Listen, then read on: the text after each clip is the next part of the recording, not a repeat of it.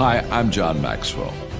When the top companies in the world are looking for trainers, speakers, and coaches, there's one name that stands above the rest, and that's Maxwell Leadership.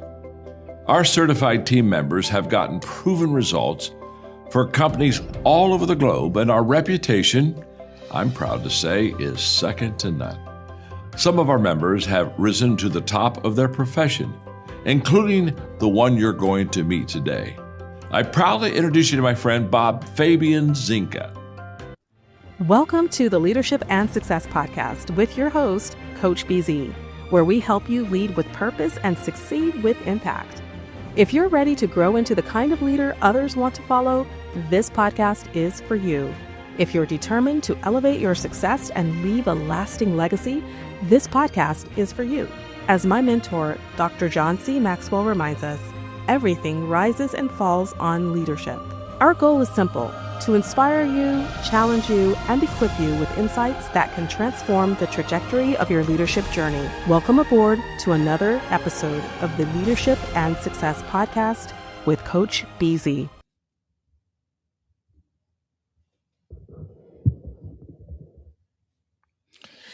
Hello, friend. Welcome to this very special edition of the Leadership and Success Podcast. We are going through the Book of Proverbs, not for religious study, but for ancient wisdom, being mentored from the Book of Proverbs. So it's ancient wisdom and leadership lesson from the Book of Proverbs. And today, January 12, we are going to study Proverbs chapter 12. Before we do, let's do our moment of gratitude. It takes less than a minute. This is where we take the time to just be grateful. We want to be grateful every single day. So what we do as a custom, maybe close your eyes, put yourself in your happy place, take a deep breath, slow down your nervous system, and put yourself in that place of gratitude. What are you grateful for right now? And I think today I am grateful. Again, I just can't believe it. It's 2026. It just looks like the years are passing so quickly. It looks like it was just 2025 yesterday and 2024 the day before. I am just grateful to still be alive in 2026. I just can't get over it. It's 2026 and I am still here, and there is still hope for me. So let us know what you are grateful for. I am just grateful to be alive today and living in America, which I still believe is the land of the free and the home of the brave. What a blessing it is. So let me know in the comment, and also let us know where you are joining us from, what city, what state, and if outside of the US, which country, and what you're grateful for. And also if you have any insight on the Book of Proverbs, chapter 12 for today. All right, so we're going to start with a review. I'm going to ask Ron Carpenter AI, who I interviewed during episode season 4, episode 15, I believe, last year. So we're going to ask Ron Carpenter AI to give us a summary from Proverbs chapter 1 through chapter 11. Hi, this is Pastor Ron Carpenter. How can I help? All right, listen closely. Proverbs chapter 1 is all about the beginning of wisdom, and that start is the fear of the Lord. It's about getting wisdom, getting instruction, the spirit of wisdom and revelation so you can see life clearly and make choices that don't mess you up. The whole thing points to the fact that wisdom isn't just a heart posture, a way of living that sets you apart. That's the big idea right there. Chapter 2 picks up from that foundation in chapter 1 and digs into why wisdom is like your best friend, your protector. It shows how wisdom saves you from the fools and the You see, it's about hearing God's voice early, before trouble hits, so you can live long, peaceful days. The fear of the Lord keeps you safe and gives you avoid all kinds of foolishness. That's the big deal there. All right, chapter 3 is like wisdom's personal invitation. It tells us to trust the Lord with all our heart and not our own understanding. Come on, that's powerful. When you do that, He'll make your path straight, guiding you through life with success and peace. It's about leaning in, not just knowing God's favor daily. That's a dang good life lesson right there. All right, chapter 4 is like the pep talk from your wise, loving dad, telling you to grab hold of wisdom and never about guarding your heart because everything you do flows from it, and you got to stay clear of folly that leads to destruction. It's a strong companion and your priority, period. That's the heart of it. All right, chapter 5 is a warning about the dangers of temptation, especially the seductive traps that can wreck your life and your future. It's got about staying faithful and wise, not falling for foolish shortcuts or lies that seem sweet and bitter. The message is your eyes locked on what's righteous and don't let yourself get fooled. That's the big point right there. All right, Proverbs chapter 6 is packed with tough love. It warns about foolish promises, laziness, and how God hates those among brothers. But the star of the show is that little ant. Man, that ant shows us what diligence and foresight look like, working steady and preparing ahead. That's the kind of wisdom God wants us to get, practical, real, and hard-earned. All right, chapter 7 is like this desperate shout from wisdom warning you about getting caught up in temptation, especially that sneaky kind that looks good but wrecks you. Wisdom screaming for you to wake up, guard your heart, and choose the right way before it's too late. That's the big idea right there. Third is wisdom personified like a woman calling out in the streets, inviting folks to live life the right way. It's about how wisdom was with God before creation, showing wisdom is divine order and foundation for everything. The big idea, listen to wisdom's call and you'll walk in safety and honor. Chapter 9, the knocking on the door, y'all. It's calling us to come on in, choose life, and leave the life of fools behind. Wisdom is of blessing and safety if we listen. It's an invitation, plain and simple. All right, now, chapter 10 is like a packed toolbox of wisdom, short, punchy saying. Wise choices make life better and foolish ones mess it up. It covers everything from how your words can heal or hurt to hard work versus lazy and integrity. Bottom line, every choice matters, and your life reflects what you plant with your decisions. Chapter 11 is all about the contrast between righteousness and wickedness showing up in blessings and consequences. It's like a mirror. You can see how being honest and while deceit and pride lead to trouble. That's the heart of it.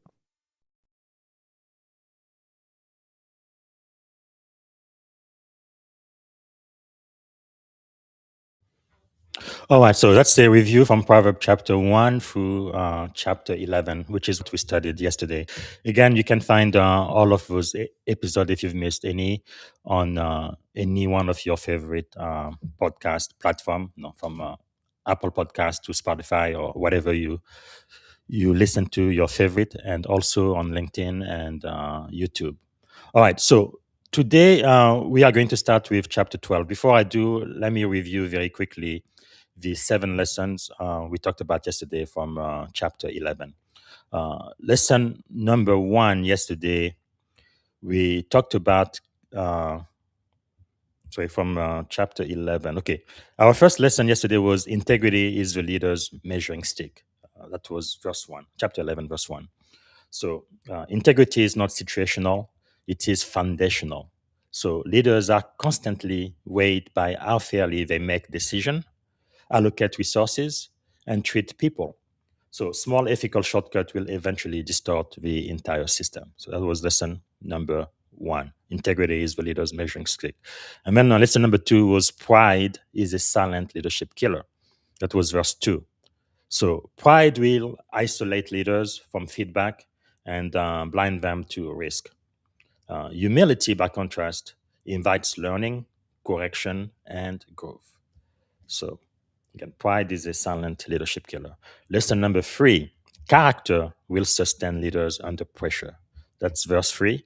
So when circumstances are complex, character becomes the compass. And leaders without integrity rely on tactics. Leaders with integrity rely instead on principle. So that was verse 3. And then leadership lesson 4 we studied yesterday was influence is proven by impact, not by position, verses 10 and 11. So healthy leadership produces collective benefit. Organization and community thrive when leaders prioritize the common good. And lesson 5 yesterday was wisdom knows when to speak and when not to speak. Verses 12 and 13, loose words destroy trust faster than poor strategy. So discretion is a leadership skill that protects relationships and your reputation. All right, lesson 6 yesterday was counsel is a force multiplier.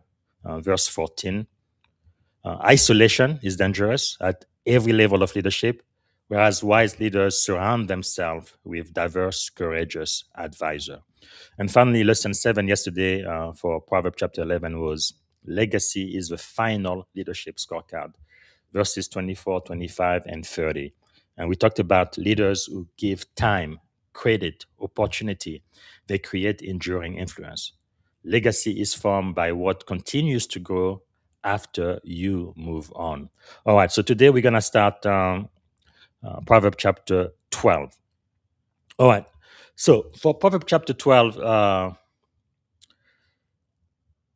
the big idea is this chapter reveals that leadership is not primarily about position or charisma, but about character, consistently expressed through choices. There is a book I recommend, I should have it here, The 5 Levels of Leadership by John Maxwell.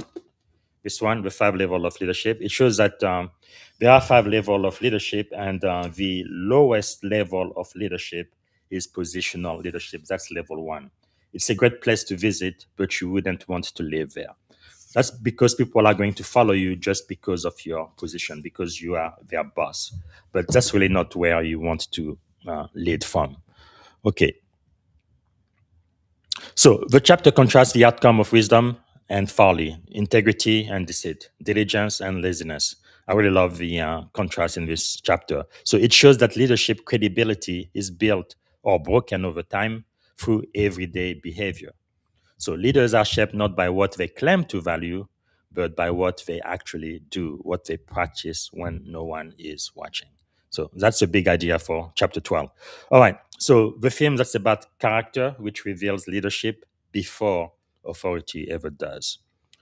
All right. So we're going to start with verse 1. Our first lesson, correction is a leadership gift. All right. Let's go to that. Correction is a leadership gift.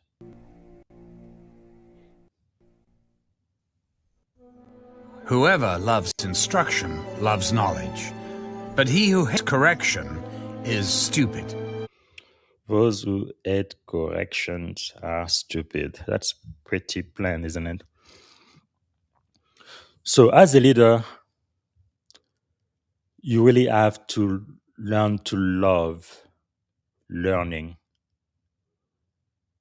And if you love learning, you must also love correction, because you are not always right and you don't have all of the answers. So, you have to be open for feedback, even from people who don't like you. Because even in all of the dirt that they pour into you, there might be some gold, and you need to seek for the gold. Wise counsel, anything that's going to help you be better, lead better, and be more effective. So growth requires humility, the willingness to be coached, to be challenged, and refined. That is so important. All right, so how do we apply that? So you have to create an environment where feedback is welcome and feedback is not punished. People need to feel that psychological safety where they can come to you confidently and tell you what they think, even though it's something you may not want to hear. And they need to feel like there will be no negative reprisal, right? You are not going to punish them for telling you the truth or what they think or believe. As a leader, you really have to have that group of people that you empower to tell you exactly how things are going. No sugarcoating it. They will tell you the truth, nothing but the truth. And you will just sit down and listen and consider it. Again, as a leader, you don't have to do everything people tell you, but you do have to consider what they say. And if there is, a golden nugget in what they say, then you get the golden nugget. And if there is any dirt, you get rid of the dirt. But you do have to listen and consider what your people tell you. So feedback has to be welcome. And then you have to reward teachability. People have to be coachable and teachable. So how do you respond when you are corrected? I know it's human not to really like correction, but if you're going to be a great leader, I believe you need to learn how to embrace correction. because that's going to save you a lot of time and make you wiser and make you a more effective leader. And who has permission to challenge your thinking? Who are the 2 or 3 people you go to when you have to make a very important decision and you need some feedback? Who can challenge you?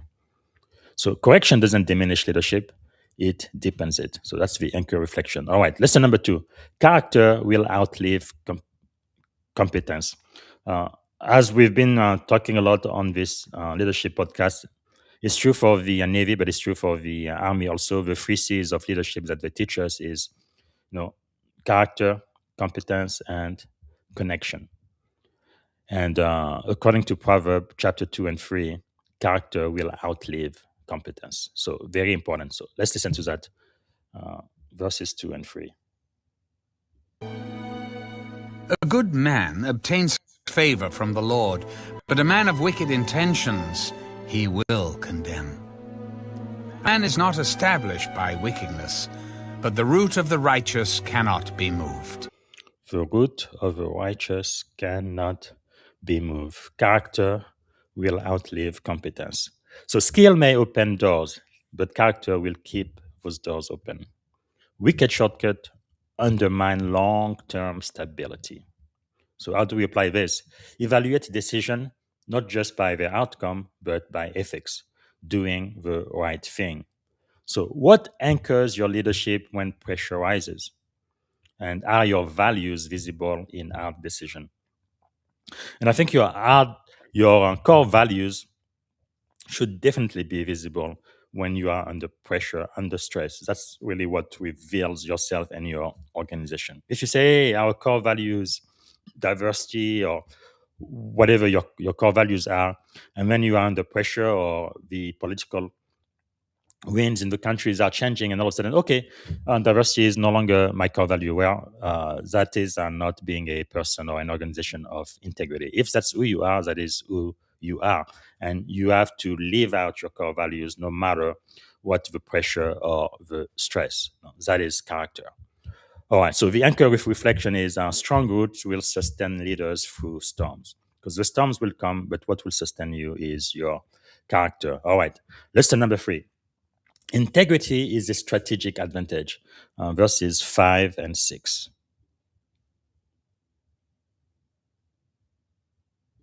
The thoughts of the righteous are right, but the counsels of the wicked are deceitful. The words of the wicked lie in wait for blood, but the mouth of the upright will deliver them. The mouth of the upright will deliver him or her. So righteous leaders plan with clarity and fairness. Deceit, though, corrupts both strategy and trust. So how do we apply this? Build transparent decision-making processes. So do your plans reflect fairness for all stakeholders? I think I mentioned this before. Some of the best commanding officers I've ever had in the Navy, they had very, very high standard, but they were fair. You knew exactly where they stood. This is the requirement, this is the standard, and that's what's expected. And if you meet or exceed the standard, you're going to get rewarded. You're going to get a wonderful fitness report or annual evaluation. But if you don't, then you know exactly where you stand when the time for fitness report or annual evaluation comes. Fairness. Not treating people special, not treating other people better than others, but treating everybody equally. That is so important to be an effective leader. Someone that your people can trust and really rely on your word. Where might Eden agenda exist in your leadership journey right now? So the anchor reflection is that truthful counsel will protect both people and mission. Again, in the Navy, we learn mission first, because you do have to accomplish the mission of your organization, of your command, but people always. Without your people, you cannot accomplish your mission. Take care of your people, and your people will take care of the mission. So it's always the mission and the people. You have to take care of both. So truthful counsel will protect both your mission and your people. All right, lesson number 4. Quiet excellence will beat loud posturing. That's verse 9.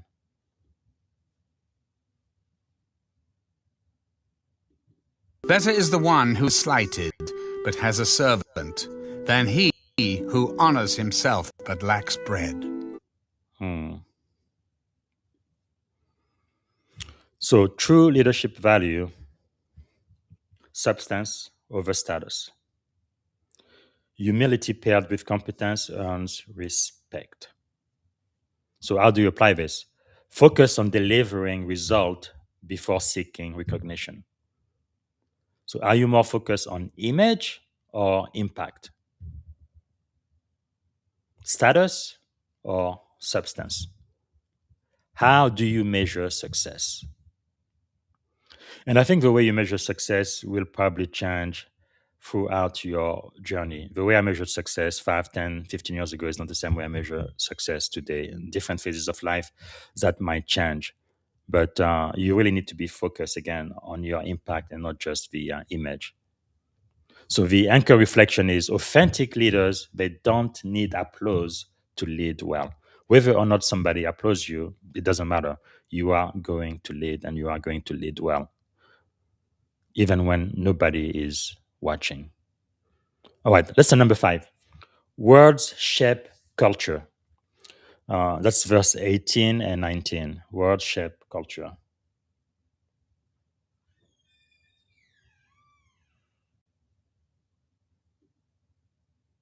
There is one who speaks like the piercings of a sword, but the tongue of the wise promotes health. The truthful lip shall be established forever, but a lying tongue is but for a moment. Truthful lip shall be established forever. So speech can wound or heal.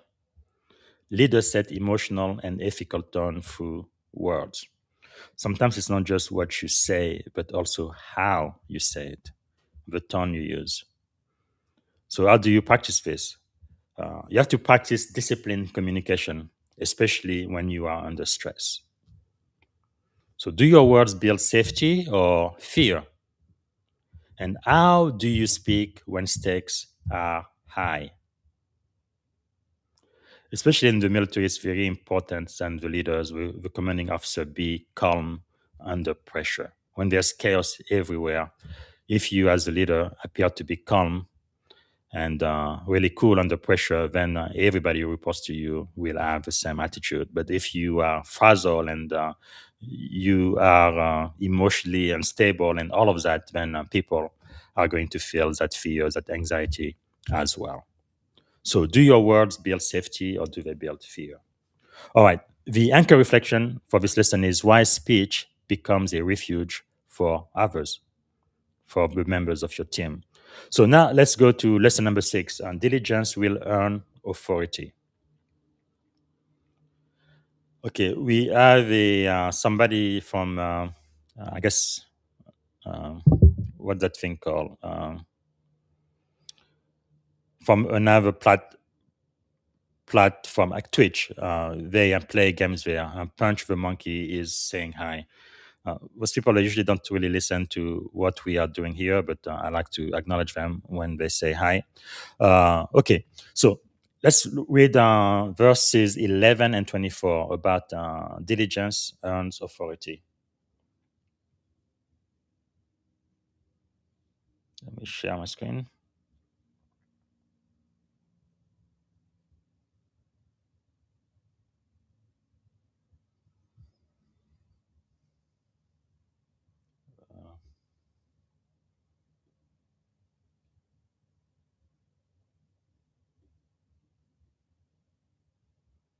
Here we go, verse 11. He who tills his land will be satisfied with bread, but he who follows frivolity is devoid of understanding. Okay, now let's go to 24.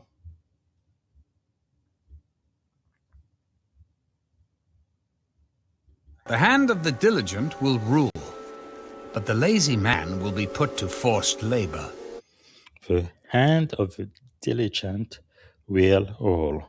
Diligence earns authority. If you want to lead, you have to be diligent. If you want more respect, more authority within your organization, you have to be diligent. Consistent effort precedes influence. Lazy leadership, though, will forfeit trust. So how do you apply this? Model work, ethic, and accountability. So where are you tempted to coast? And how does your effort inspire others? And I think one of the keys here when it comes to leadership is really being consistent, not just to please people, but because of who you are, because it's your character, it's your nature, it's your value. This way you keep doing this even when no people are present, even when nobody else is watching. Again, one thing I keep saying here that helped me a lot is I think about my grandmother. What would my grandmother think of me about the decision I am about to make, about what I am about to do? Would she be satisfied and proud of me or not? This way, even if nobody is present, I keep doing my very best and doing what is right, what is ethical, what is moral, and what is legal. All right, the anchor reflection is authority will follow those who steward responsibility well. All right, the very last lesson for today, lesson number 7, truth will build trust, whereas lies will destroy trust. So we're going to read 17 and 22. Okay, share my screen, 17 and 22.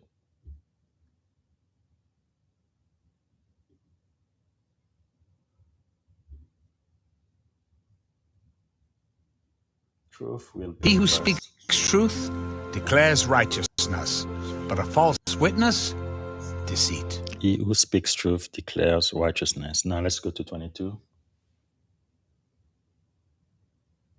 Lying lips are an abomination to the Lord, but those who deal truthfully are his delight.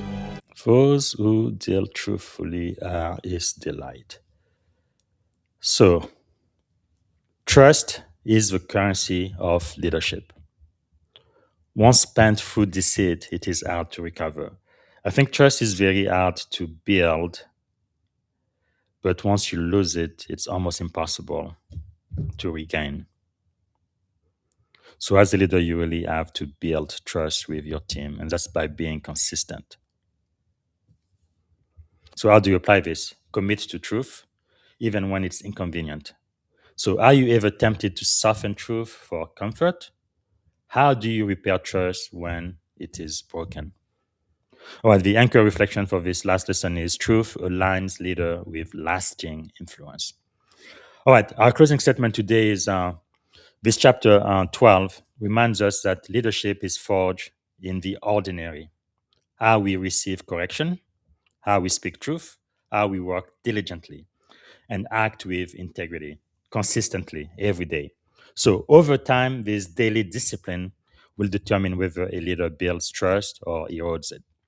So, leadership endures not through appearances, but through character anchored in wisdom. So that's the lesson today. So tomorrow we are going to study Proverbs chapter 13. So that's going to be tomorrow, same time as today, 6:30 a.m. Pacific time, so 9:30 a.m.